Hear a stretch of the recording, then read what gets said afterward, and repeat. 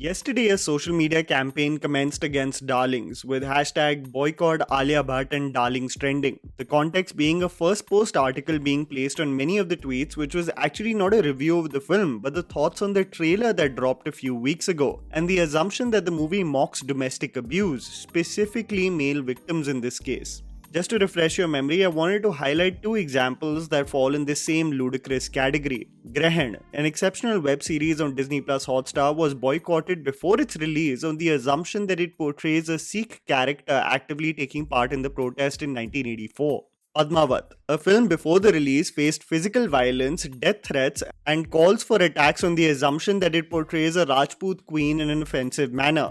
Both the web series and the film portrayed absolutely different portrayals to the assumptions. Similarly, even before starting the review of the film, I have to tell you that it would be absolutely naive for one to come to the conclusion that Darlings mocks victims of domestic abuse. The film actually empathizing and giving strength to victims to not stand for such an ugly abusive power in a union that is meant to be between equals. Darlings, directed by Jasmeet K. Reen, focuses on Badrunissa, played by Alia Bhatt, who is in love and married to Hamza, played by Vijay Verma. Undergoing extreme physical and psychological abuse in the marriage, Badru's mother, played by Shefali Shah, constantly advises her daughter to leave her husband. How one reaches the last straw only to retaliate and make the abuser experience a taste of his own medicine forms the basic storyline of Darlings. Taking a deep dive on the several facets that come with toxic relationships and societal pressure in upholding the sanctity of marriage, Darlings and its attention to detail and depth really surprised me. Here's me telling you the good and bad aspects of the film so that you guys can ultimately decide whether to watch it on Netflix or not. The underwhelming aspects. Small technical details and tweaks. There are certain moments from this film that I feel either lacked in structure when it comes to the film's screenplay or could have been done away with. There is a point where contacts in a mental asylum are utilized in order to supply dosage to subdue the abuser, which I thought was rather silly in terms of detailing in the screenplay of the film. I genuinely thought while Hamza is tied up and Badru and her mother are thinking about what to do with him, he could have easily just shouted and make his presence felt in the chawl of wanting help. Throughout the film, you hear the close proximity in which the people live. You have constant sound of the flush next door, the traffic, the sound of kids playing, and it made me think that if Hamza really wanted to escape from the shackles of the makeshift dupattas that tied him, he could have done so easily by just shouting. Finally, I felt that even though the climax was extremely satisfying, I wish it was staged a little better. While getting its messaging across, I feel that it could have had a far greater impact if it came out of nowhere, rather than setting it up in such a rudimentary fashion that you almost saw what was coming from a mile away. This is me, of course, being extremely analytical about the film, but my god, was this movie engaging and such a good surprise from Hindi cinema, and I'll exactly tell you why. The good.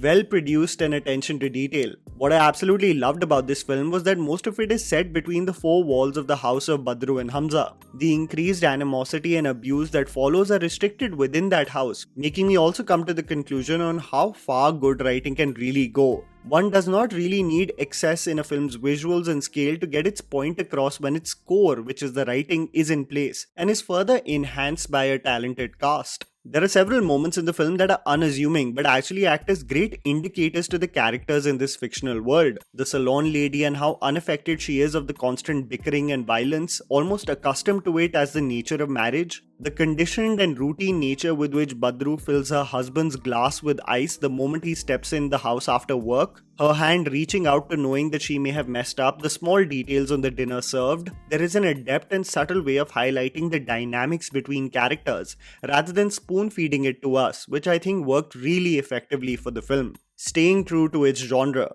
There is nothing more powerful and effective for a film than a strong foundation with its writing, and credit has to be given to Jasmeet K. Reen and Parvez Sheikh. It is essentially a dark comedy, and you know what a dearth there is for this genre in Indian cinema in general, especially if done right. The film doesn't sway in extremes in either of the direction. It's subtle in its comedy and layered in its messaging. Comedic gags like the forehead scene, the Bapu reference confusion, the dig at Twitter trolls, it's really effective with its humor. The patriarchal world we live in is highlighted by the casual nature with which alarming thoughts and statements are passed in regular conversations. Shefali Shah noticing the bruises on her daughter, reminding her to be more careful while cooking. The constant want and need for Badru to mend an already rotten marriage, thinking that she still has a way where the abuse can stop, a classic case of Stockholm Syndrome. falling head over heels for the abuser, considering the sorry circumstances to be the norm, only to walk back consistently thinking that there will be a different outcome this time. It's truly heartbreaking to see Badru's delusion, not having an idea of how psychologically she has been warped by this abusive relationship. What I also love about the writing is that it doesn't force a narrative that all men are violent, sexist and abusive, highlighted by Zulfi played by Roshan Mathew, or within instance especially with Vijay Maurya's character playing the police officer,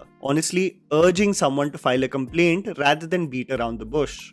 The cast. The film really does highlight some of the best talent in Hindi cinema, and it's so lovely to see all of them be a part of the same cast. Roshan Mathew as Zulfi is the lovable boy next door who is simply smitten and naive, putting forth a convincing performance with actors like Rajesh Sharma and Vijay Maurya in the supporting cast. Shefali Shah as Badru's mother is actually fleshed out beautifully. You from the onset will wonder, why is she so erratic with her decisions? Why is she so eager to only resort to violence? It all unfolds exceptionally well to understand her motive and always being in the corner for her daughter. Shefali Shah's subtle comic timing and emotional breakdown in its conclusion, only speaking with her expressive eyes, really is a sight to witness. Alia Bhatt as Badru is brilliant. You will quickly realize that this movie is packed with dimwits who improvise along the way, leaving many loose ends, not understanding how foolish they come across. But the creators embrace their naivety extremely well, and Alia really does encapsulate that innocence perfectly in order to really make for the character arc to be effective. The abuse she endures, the longing and expectation she has of her marriage changing, the absolute meltdown she has when her world seems to have crumbled,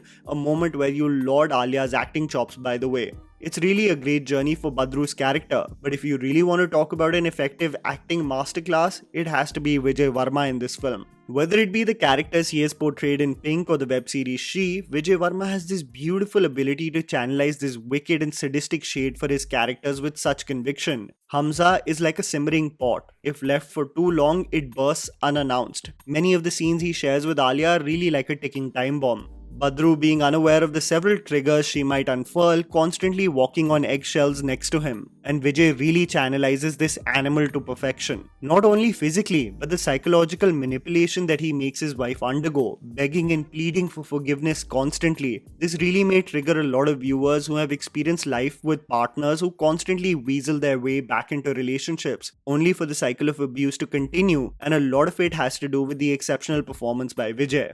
Darlings really is a clever and layered dark comedy that, despite the slight missteps in its concluding moments, really highlights many of our societal evils and issues we turn a blind eye towards, which are enhanced and communicated with even more effectiveness due to its brilliant performances. And that was the video, guys. Write down in the comments below what you thought about the movie. Please don't forget to follow me on Instagram, the handle's right in front of you. Follow me at JammyPants4. Also, please support us by smashing the like button and subscribing to our channel for weekly content ahead. Thank you for watching.